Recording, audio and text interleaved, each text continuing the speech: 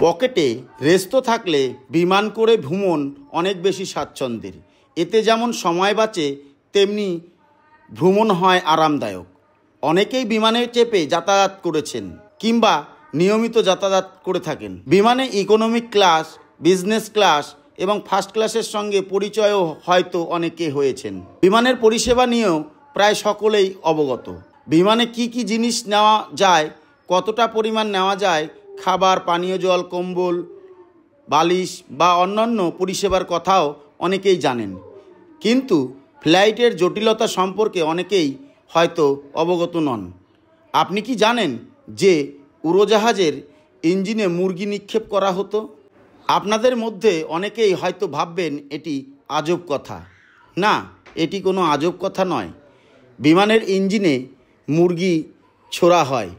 কেন ছড়ে মারা হয় তা শুনলে আপনিও আকাশ থেকে পড়বেন। সাধারণত মুরগির নাম শুনলে আমরা মনে কোনো না কোনো খাবারের কথা মনে আসে।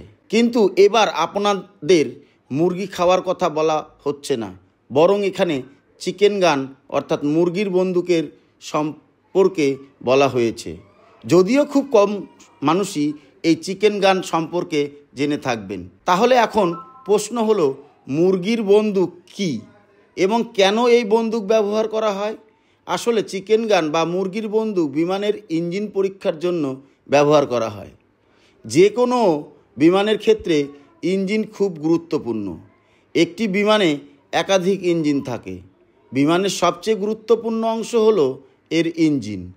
এর সামান্য ত্রুটির কারণেও ঘটতে পারে বড় দুর্ঘটনা, এমনকি বিমান বিধ্বস্ত হতে পারে। তাই ইঞ্জিন তৈরিতে সর্বোচ্চ গুরুত্ব দেওয়া হয়।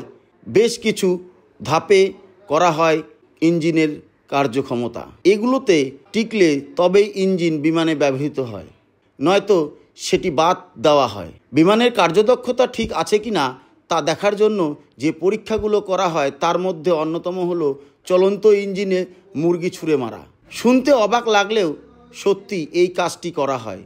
প্রশ্ন হচ্ছে, কেন এমন কাজ করা হয়? এই পরীক্ষাটির জন্য একটি চিকেন ক্যাননের মাধ্যমে কয়েকটি মুরগি ইঞ্জিনে ছুঁড়ে মারা হয়। এই কামানটি চিকেন গান নামে পরিচিত। এক্ষেত্রে উৎকৃষ্ট মাপের মৃত মুরগি ব্যবহার করা হয়। 1950 সালে প্রথম এই পরীক্ষা করা হয়েছিল।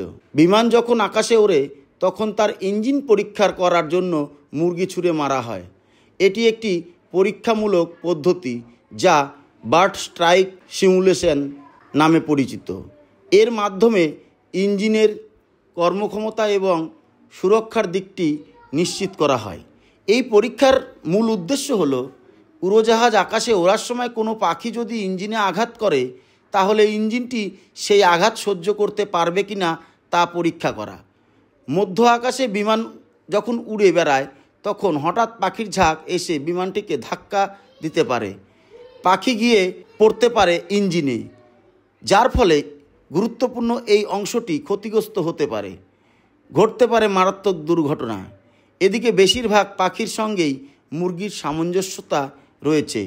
আকারে আকৃতিতে অন্যান্য পাখির সঙ্গে মুরগির অনেক মিল রয়েছে। তাই ইঞ্জিনের কার্যদক্ষতা পরীক্ষা করে দেখার জন্য মুরগি ছুঁড়ে মারা হয়। ইঞ্জিন যদি এই পরিস্থিতি সামলে সচল থাকতে পারে তাহলে তার কার্যদক্ষতা ঠিক আছে, না হয় সেটি বাতিল করা হয়।